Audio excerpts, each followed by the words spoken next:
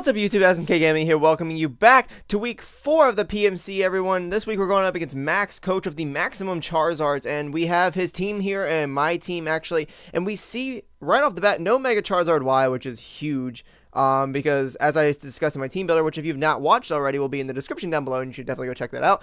It details, you know, exactly what's in my team and everything. But the Mega Charizard Y was definitely a huge threat to my team. I'm really glad he didn't bring it. We do, of course, see the Heatran and the Alakazam, which of course is always a threat. But we're going to go ahead and jump right into this battle.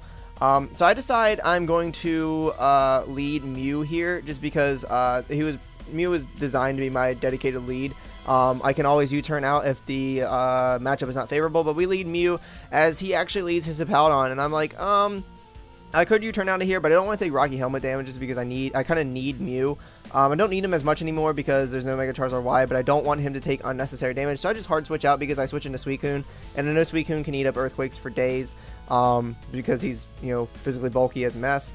So he's actually going to click Earthquake here as we switch into Suicune, and, I'm sorry, he's actually going to switch out. Excuse me, he switches out into Heatran. I'm like, okay, that's a little weird because, this is Suicune, and, Suicune absolutely bodies Heatran, but I decided I'm going to go for the Scald just in case he switches out, because, you know, I mean, Scald hits everything hard, except for the Tentacruel, which he actually switches out into, but I'm like, you know, maybe we can snag the burn, but we don't actually snag the burn here, and look how much damage the Scald's doing, absolutely nothing.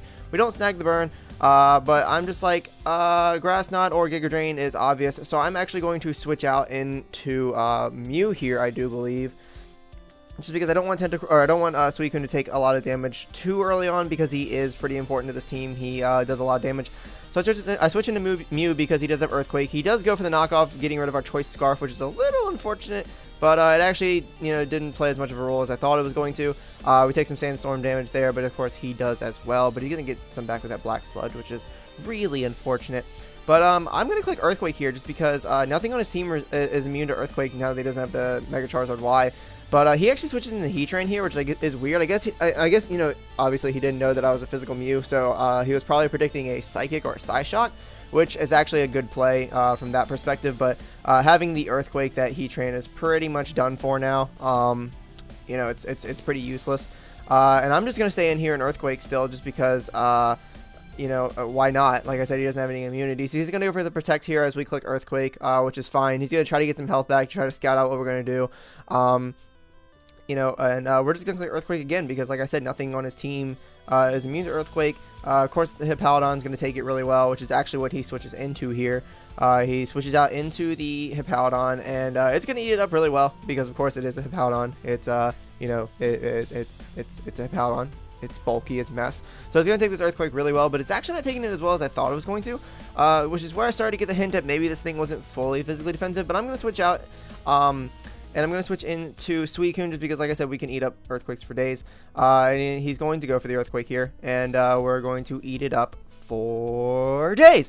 So he's going to click the Earthquake, and of course it's going to do absolutely diddly bumpkus because we are Suicune and we're fully physically defensive. And we're just going to click Scald here again because, you know, like I said, everything on his team is, you know, is going to get hit by Scald at least decently hard, except the Tentacruel, which he switches into again. And we of course just click Scald just because to get off free damage, and it's really only our only attacking move.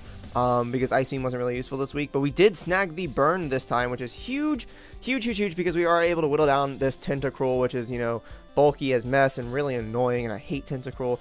But again, the Giga Drain is obvious and I don't want it, so I'm going to switch out into Mew again to try to eat up a knockoff or any kind of poison type move or Scald he wants to do. He's going to go for the knockoff again. We're going to eat that up because we don't have our item anymore, and we can freely click Earthquake again. We are back in the position where we can click Earthquake for days, unless he wants to switch out into Hippowdon, which really even then is going to be taking unnecessary damage.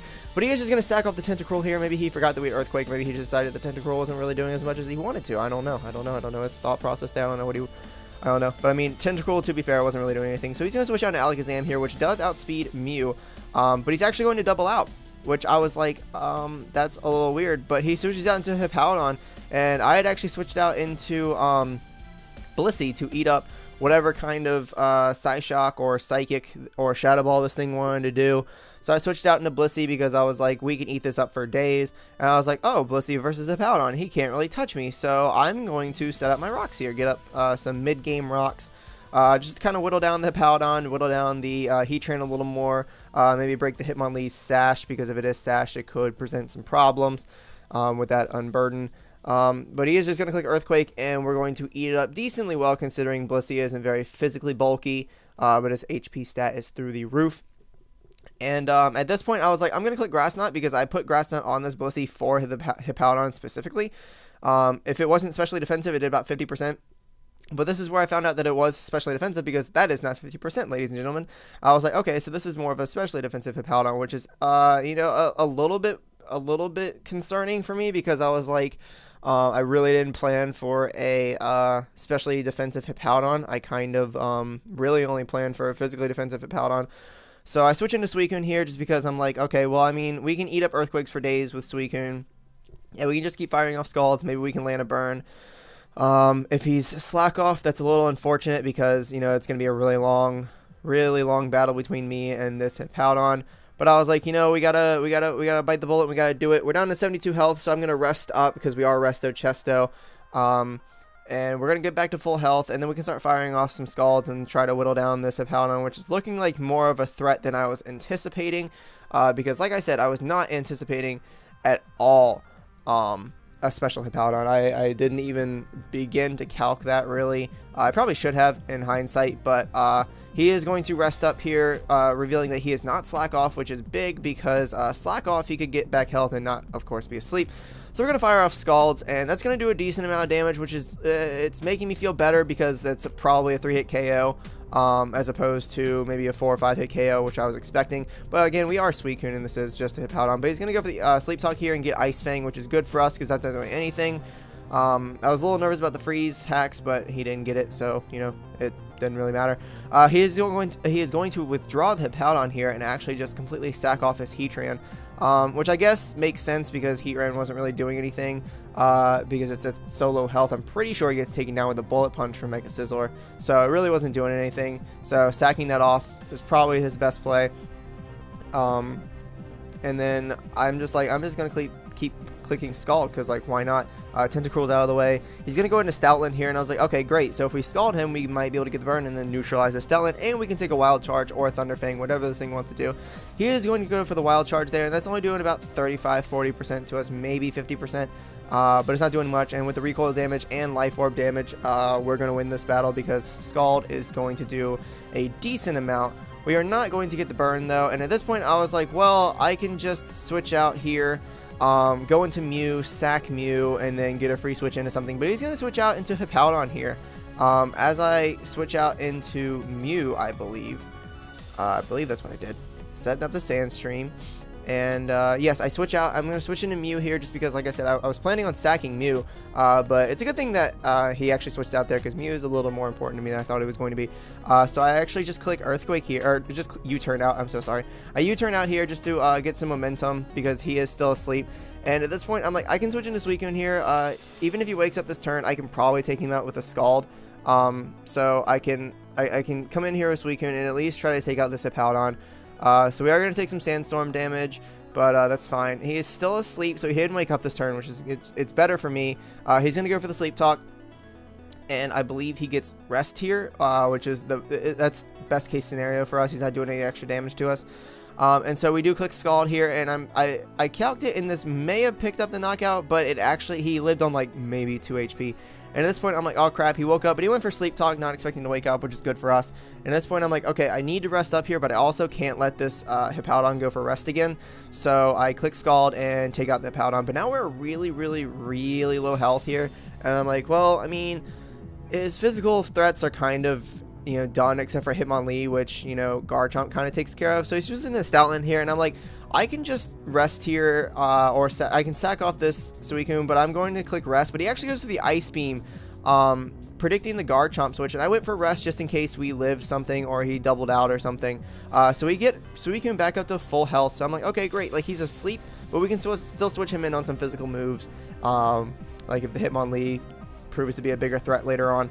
But that was big. That was a big he made an aggressive play there, which, you know, really I was debating on switching out to Garchomp, eating up the Wild Charge, but I decided not to just because I was going to sack Suicune.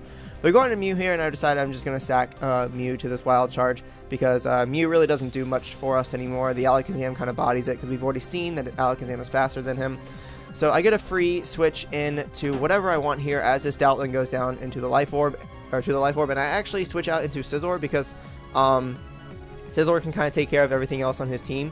So I go ahead and switch out into Scizor here as he switches on to Alakazam, and I was a little nervous about this because HP Fire had the chance to kill me, but Bullet Punch has the chance to knock him out.